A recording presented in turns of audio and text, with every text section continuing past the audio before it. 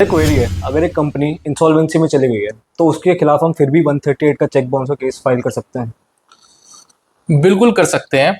एक मिसकंसेप्शन हमारे बीच है कि कंपनी इंसॉल्वेंसी में अगर चली गई है तो सारे केसेस जो है वो रुक जाते हैं, जो कि बिल्कुल ठीक नहीं है।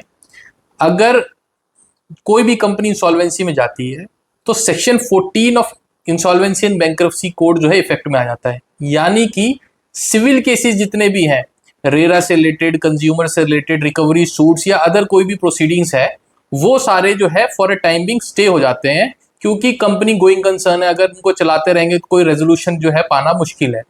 पर अगर क्रिमिनल केसेस देखें, criminal breach of trust, cheating, mischief, joint criminal conspiracy का केस हुआ, या कोई भी जो है इकोनॉमिक ऑफेंस विंग के केसेस हुए, या कोई वाइट कॉलर क्राइम हुआ, या कोई चीटिंग का केस हुआ, वो सारे के सारे जो है, या चेक बाउंस का केस हुआ 138 से रिलेटेड, या अदर कोई क्रिमिनल प्रोसीडिंग्स है, वो सारे चलते रहेंगे। क्योंकि जो मोरेटोरियम है shall not apply upon the criminal cases, ये केवल और केवल सिविल केसेस के लिए अप्लाई करता है। इसीलिए आप देखते होंगे कि इंसॉल्वेंसी के बाद भी जो है वो सारे केसेस चलते रहते हैं।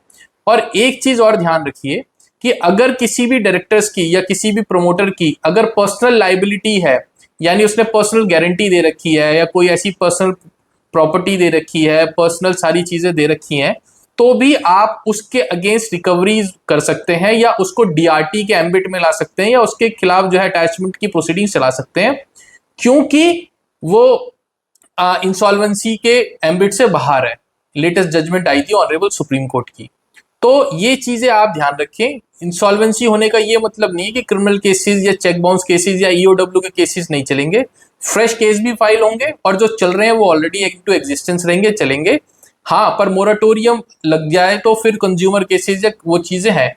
एक और लेटेस्ट जजमेंट आई है ऑनरेबल सुप्रीम कोर्ट की, जो ये कहता है कि अगर कोई भी अथॉरिटी पेनल्टी लगाती है उनके कंपनीज पे जो कि जो है इंसॉल्वेंसी में जा चुके, तो वो भी सेक्शन 14 मोरेटोरियम नहीं अप्लाई करेगा। यानी अगर कोई कंज्यूमर कोर्ट ने कोई पेनल्टी लगाई है, कोई रेरा ने जो है अगर 63 की प्रोसीडिंग स्टार्ट करी है, बिल्डर के ऊपर पेनल्टी लगाई, तो वो भी that is also separate proceedings shall not be included in the moratorium. तो ये चीज आप ध्यान रखें।